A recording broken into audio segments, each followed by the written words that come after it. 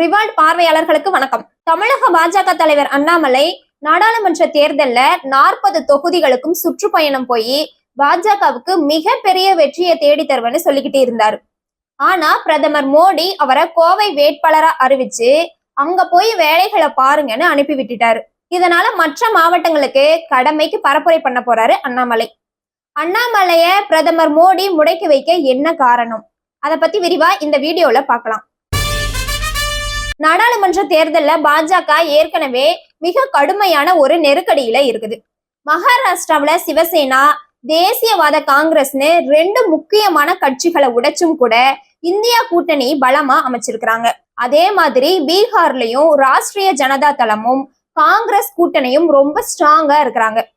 மாசத்துக்கு ஒரு முறை கூட்டணி மாறிக்கிட்டு இருக்கிற நிதிஷ்குமார் மேல மக்கள் கடுமையான அதிருப்தியில இருக்கிறாங்க.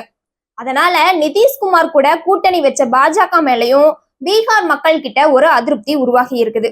இந்த மகாராஷ்டிரா மற்றும் பீகார் மாநிலத்துல மட்டும் சுமார் 80 தொகுதிகள் இருக்குது. ஆனா இந்த முறை எதிர்கட்சிகளோட கூட்டணி பலத்தால பாஜக தலைமையிலான தேசிய ஜனநாயக கூட்டணியோட நிலைமை அங்க என்ன ஆகும்னு தெரியல. அதே மாதிரி உத்தரப்பிரதேசத்திலையும் சமாஜ்வாதி காங்கிரஸ் அணி பலமா இருக்குது. அங்கேயும் ரிசல்ட் எப்படி மாறப்போகுதுன்னு தெரியல. அரவிந்த் கெஜ்ரிவாலை அமலாக்கத்துறை கைது பண்ணி இருக்கிறதும் வட மாநிலங்கள்ல ஒரு சிம்பத்தியை கிரியேட் பண்ணி இருக்குது. வடகிழக்குல நிலவர ஒரு அமைதியற்ற தன்மையால பல மாநிலங்கள்ல பாஜக நேரடியா போட்டியிடுறத தவிர்த்துருச்சு. குஜராத்லயே 2 பாஜக வேட்பாளர்களை அறிவிச்சதுக்கு அப்புறமா போட்டியில இருந்து விலகிட்டாங்க. பாஜகவுக்கு அவ்வளவு வீரியமான எதிர்ப்பலை அங்கெல்லாம் வீசுது. இதை தாண்டி ராகுல் காந்தியோட பாரத் ஜோடோ யாத்திரையும் வட மாநிலங்கள்ல வெற்றிகரமா முடிஞ்சிருக்கு. இதெல்லாம் மனசுல வச்சுதான் பிரதமர் மோடியும் அமித்ஷாவும் வட மாநிலங்கள்ல மட்டும் நம்பினா இந்த முறை வேலைக்கு ஆகாதுன்னு தென் மாநிலங்கள்லயும் கொஞ்சம் கவனிக்கணும்னு முடிவு பண்ணியிருக்கிறாங்க. அதனாலதான் ஜனவரியில இருந்து இப்ப வரைக்கும் பிரதமர் மோடி தமிழ்நாட்டுக்கு மட்டும் 6 முறை வந்துட்டு போயிட்டாரு. உள்நாட்டுக்குள்ள எங்கேயுமே அவரு இப்படி திரும்ப திரும்ப வந்ததே இல்லை. அந்த அளவுக்கு பிரஷர் பாஜகவுக்கு இருக்குது. தென் மாநிலங்கள்னு எடுத்துக்கிட்டா தமிழ்நாடு, கேரளா, ஆந்திரா, கர்நாடகம், தெலுங்கானா, புதுச்சேரி சேர்த்து மொத்தம் 130 மக்களவை தொகுதிகள் இருக்குது. இதுல 29 இடங்கள்ல மட்டும்தான் பாஜக 2019 ஜெயிச்சாங்க. அதுவும் கர்நாடகாவில 25 தொகுதிகள்லையும் தெலுங்கானாவில 4 தொகுதிகள்லையும் ஜெயிச்சாங்க. கர்நாடகாவில மொத்தம் 28 தொகுதிகள் இருக்குது. போன டைம் அங்க பாஜக ஆட்சியில இருந்துச்சு. அதனால 25 தொகுதிகள்ல ரொம்ப ஈஸியா ஜெயிக்க முடிஞ்சிச்சு. ஆனா இப்போ அங்க காங்கிரஸ் ஆட்சியில இருக்காங்க. சமீபத்துலதான் சட்டமன்ற தேர்தல்ல கர்நாடக மக்கள் பாஜகவை வீட்டுக்கு அனுப்பி வச்சாங்க. அதனால கர்நாடகாவில இந்த டைம் பாஜகவுக்கு நிச்சயம் 25 தொகுதிகள் கிடைக்குமாங்கிறது மிகப்பெரிய சந்தேகம். அதே மாதிரி தெலுங்கானாவிலையும் காங்கிரஸ் சமீபத்துலதான் ஆட்சியை பிடிச்சாங்க. அங்கேயும் பாஜக மீண்டும் 3 தொகுதிகளை ஜெயிக்குமான்னு தெரியல. தமிழ்நாடு, கேரளா, ஆந்திராவில பாஜகவுக்கு அடித்தளமே இல்லை. இருந்தாலும் அதிமுக கூட்டணியை வச்சு தமிழ்நாட்டு பாஜக ஓரளவுக்கு சமாளிச்சுட்டு இருந்தாங்க. ஆனா தமிழக பாஜக தலைவரான அண்ணாமலை வாயை வச்சுக்கிட்டு சும்மா இருக்காம ஜெயலலிதா ஒரு ஊழல்வாதி அது இதுன்னு பேசி அதிமுக காரங்களை உசுப்பேத்தி விட்டு கூட்டணிய முடிச்சு விட்டுட்டாரு. டேபிளுக்கு அடியில தவிழ்ந்து போய் பதவி வாங்குற அளவுக்கு ரொம்ப பணிவானவரான எடப்பாடி பழனிசாமிக்கு கடுமையா கோபம் வந்து கூட்டணிய முடிச்சு விட்டுட்டாரு. அதிமுக எப்படியாச்சும் கூட்டணிக்கு வந்துருவாங்கன்னு காத்துக்கிட்டு இருந்த மோடி, அமித்ஷாவுக்கு மிகப்பெரிய ஏமாற்றம் தான் மிஞ்சிச்சு. இதுக்கெல்லாம் காரணம் மிஸ்டர் அண்ணாமலை தானேன்னு அதிமுக காரங்களே சொல்றாங்க. இந்த சூழல்ல தான் மக்களவை தேர்தல்ல நிக்கவே மாட்டேன்னு சொன்ன அண்ணாமலைய கோவை தொகுதிக்கு தள்ளி விட்டுருக்குது பாஜகவோட அகில இந்திய தலைமை. இதெல்லாம் சும்மா நடக்கல.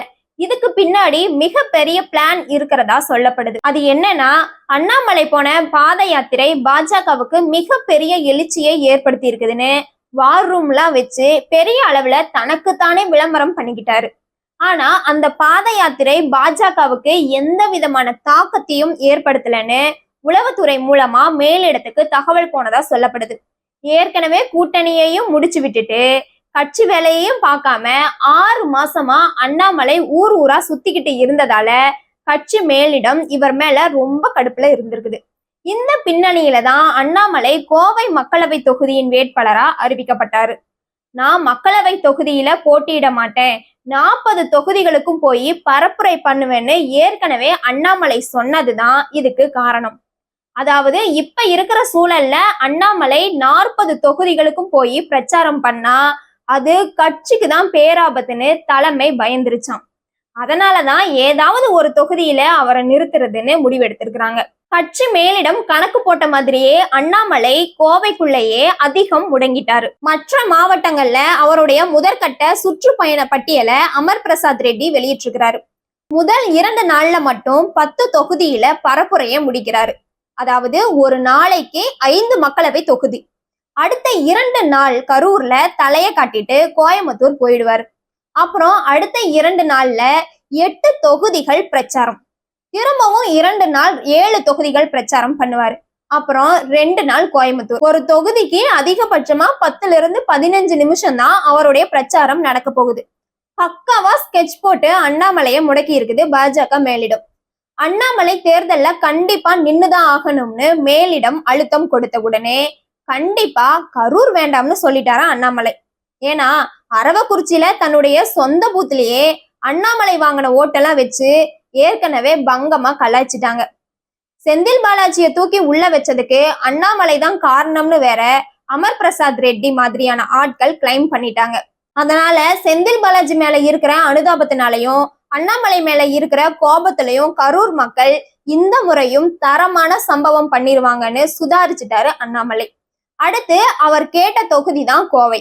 ஏன்னா கோவையில ஏற்கனவே பாஜகவுக்கு ஒரு செல்வாக்கு இருக்கிற மாதிரியான பொதுவான தோற்றம் இருக்குது. கண்டிப்பா டெபாசிட் ஆச்சும் வாங்கிடலாம்னு கணக்கு போட்டிருப்பாரு போல. இதுக்கு முதல்ல தயங்கின பாஜக மேலிடம் அப்புறம் ஓகே சொல்லிட்டாங்க. ஓகே சொன்ன பாவத்துக்காக மோடியை கூட்டிட்டு வந்து ரோட் ஷோ பண்றேன்னு சொல்லி அசிங்கப்படுத்திட்டாரு நம்ம அண்ணாமலை. ஒரு நாட்டோட பிரதமர் ரோட் ஷோ நடத்துறாரு. ஆனா ஒரு 10,000 பேரை கூட கூட்ட முடியாம அசிங்கப்படுத்தி அனுப்பிட்டாங்க. அதை விட கொடுமையா ஒரே கூட்டத்தை பிரதமரோட வண்டி போறப்போ முன்னாடி ஓட வச்சு சமாளிக்கிற அளவுக்கு நிலைமை ரொம்ப மோசமா போச்சு. இதையும் சகிச்சுக்கிட்டதான் பிரதமர் மோடி போயிருக்கிறாரு. இதை விட கொடுமை என்னன்னா போன தேர்தல்ல அதிமுக கூட்டணியில இருந்தப்போ அமித்ஷா வந்து பேசியும் கூட பாஜகவுக்கு 5 சீட் மட்டும் தான் கொடுத்தாரு எடப்பாடி பழனிசாமி.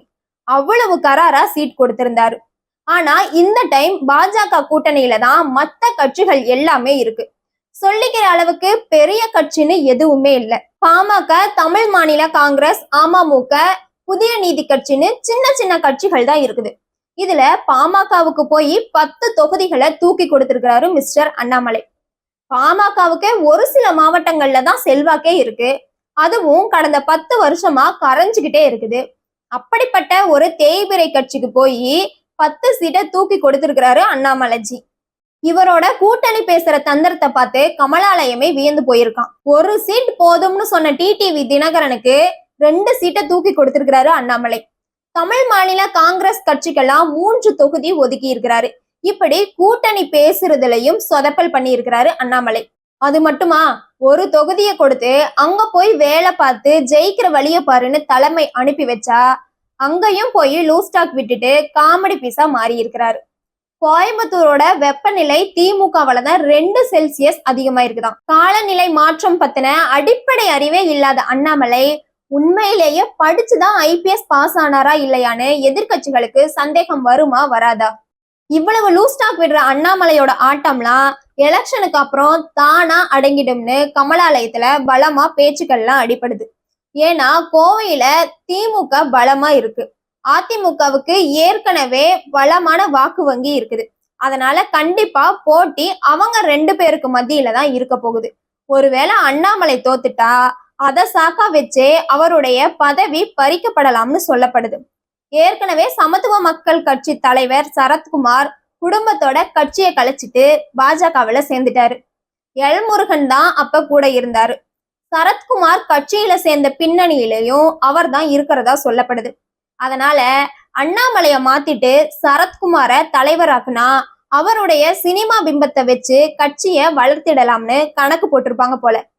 அதுவும் இல்லாம அண்ணாமலை தலைவரா இருக்கிறப்போ நடந்துகிட்டு இருக்கிற ஆடியோ வீடியோ அரசியல்லாம் கட்சிக்குள்ளேயே பலரும் விரும்பல. சரத்குமார தலைவராக்கிட்டா இதெல்லாம் குறைஞ்சிடும்னு நம்புறாங்க. அதுவும் சரிதான். ஆனா சமத்துவ மக்கள் கட்சியவே நட்டாத்துல விட்டு நம்ம சரத்குமாரா பாஜகவை தூக்கி நிறுத்த போறாரு? அதுதான் என்னோட டவுட். மீண்டும் வேறொரு விவகாரம் குறித்து விரிவாக பேசலாம். ரிவால்ட் தமிழ்நாடு சேனலை சப்ஸ்கிரைப் செய்து இணைந்திருங்கள். நன்றி, வணக்கம்.